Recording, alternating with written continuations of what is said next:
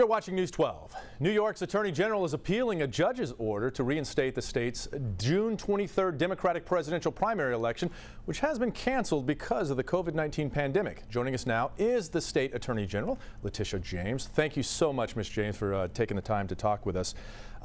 Let me ask you this. So the state had postponed the presidential primary to June 23rd and then basically canceled at least the presidential part of that. Federal judges now reinstated that. What's the state's position? I know that I think the state is appealing this. Yeah, we have filed an appeal, and so we were appealing that decision. Again, we obviously are concerned about health impacts and the pandemic. We recognize that it's really critically important that individuals exercise their right to vote, but it's also important that individuals be safe at this point in time. So we are appealing that decision. Now, this original lawsuit was brought by Andrew Yang, who was a former presidential candidate, along with several others. It's been supported by Bernie Sanders, again, a former presidential candidate. Now, their argument is basically that by denying them the ability to be on the ballot and denying the ability to have votes, that you're denying delegates to them and thus denying them due process when it comes to the convention. What is the state's response to that? So our response is that delegates are obviously critically important, and it's important that individuals understand that we thought it best to suspend the presidential primary at this point in time, again, because we were concerned about the pandemic and the fact we did not want individuals to be infected by this coronavirus. And so as a result of that, we thought it was best to suspend the presidential election and close a number of polling sites, as well as protect inspectors as well. And so that's why we are appealing this decision. I know there's certainly a health argument that goes on with the state's interests in making sure that people are safe and that there is some type of disincentive to voter turnout because the presidential primary part has been eliminated. Is there a danger that the actual voting status and the voting turnout is going to affect candidates adversely? No, we don't believe so. And again, our first priority is protecting the interest of New Yorkers. And so we wanted to keep New Yorkers safe. And so that's why we have decided to suspend this presidential primary. Again, we were concerned about individuals showing up to the polling site. We were concerned about inspectors. We were concerned about first responders who have to show up at the polling sites. And so that was our position. And we understand that the presidential candidates, those two presidential candidates, Bernie Sanders as well as Mr. Yang, wanted to have delegates because they believe that their delegates could have an impact on the platform. And I understand that. And there's nothing preventing these individuals from affecting the platform, the Democratic platform at the Democratic convention. But our first priority is, again, protecting the interest of New Yorkers. And we did not want New Yorkers to be impacted by COVID-19. And that was our position, and that is our position, and that's why we are appealing. Okay, procedurally, where does this stand? I mean, June 23rd is just a little bit more than a month away. A federal judge has already reinstated this. What's going to happen if there's no decision? So we're expediting the hearing, and hopefully we will have a decision very shortly.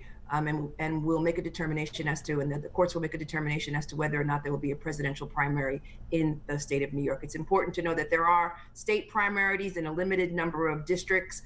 We wanted to limit that number because we wanted to limit the impact of COVID-19 on New Yorkers and on voters in particular.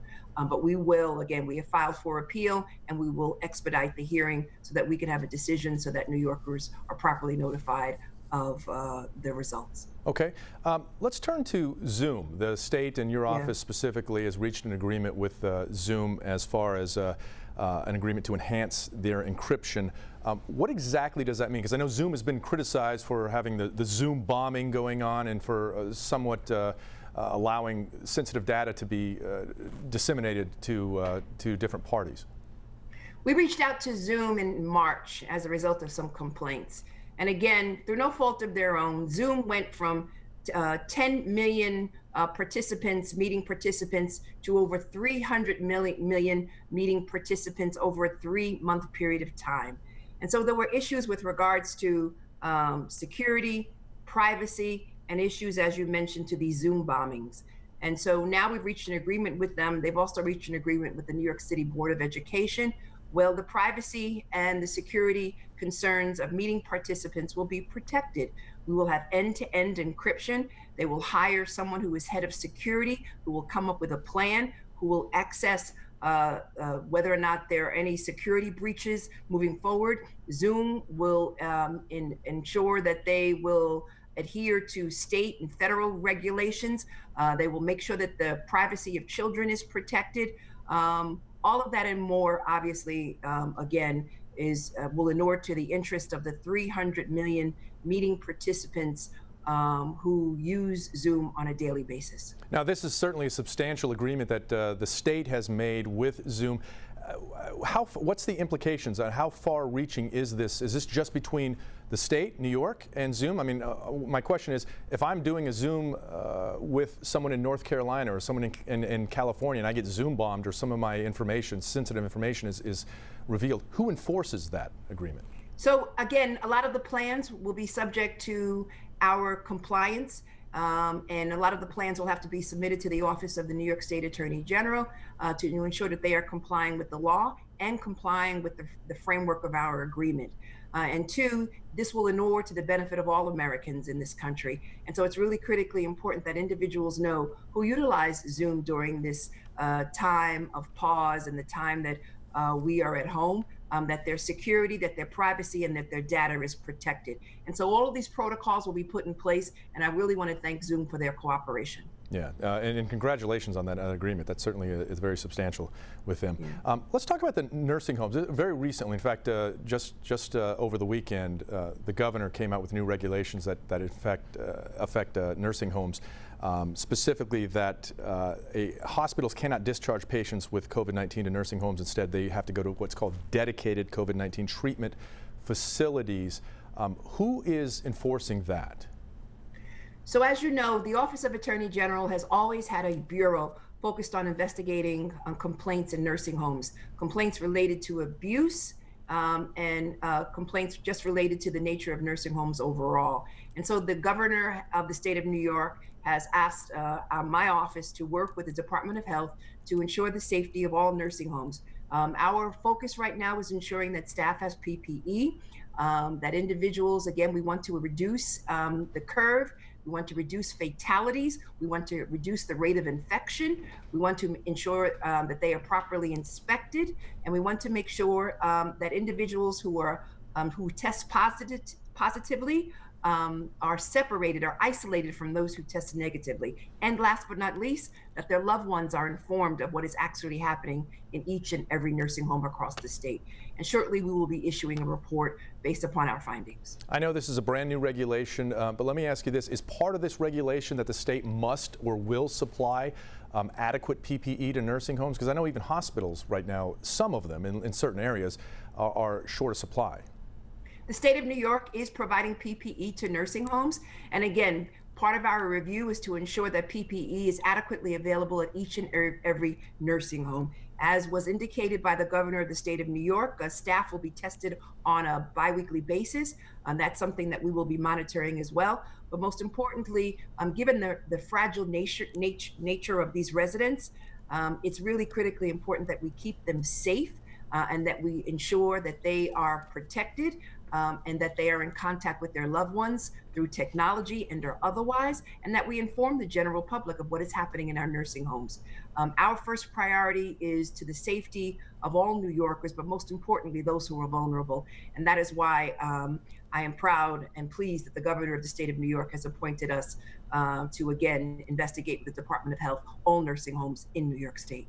Now, is it fair to say that because of the need for this type of regulation, or at least the state felt that the need to make this regulation, that the nursing homes are not really equipped at this particular level to handle the current number of COVID-19 cases?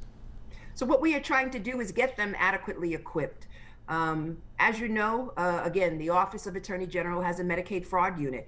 And so we have been investigating fraud and abuse in nursing homes for a very long period of time.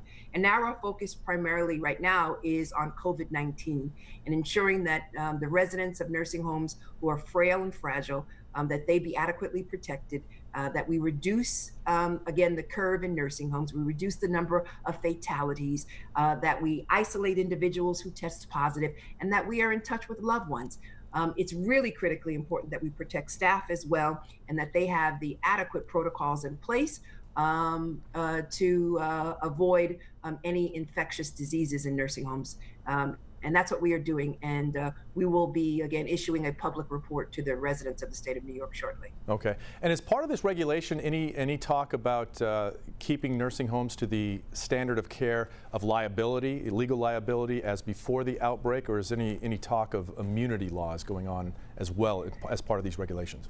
That's really an issue for the state legislature, and I'm going to defer to the state legislature. Our responsibility at this point in time is to ensure that residents are safe, that they're not being impacted by COVID-19, and that staff as well, and that they have adequate protocols and products in place to prevent the spread of COVID-19. Unfortunately, nursing homes have become petri dishes, and it's our responsibility, working with the Department of Health, that we prevent that from happening and spreading any further. Okay, and when does this regulation go into effect? And is there a sunshine provision on this?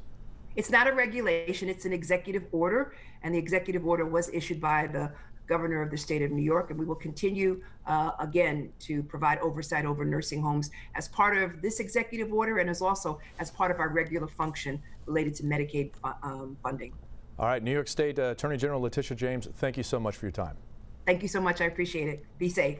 You too.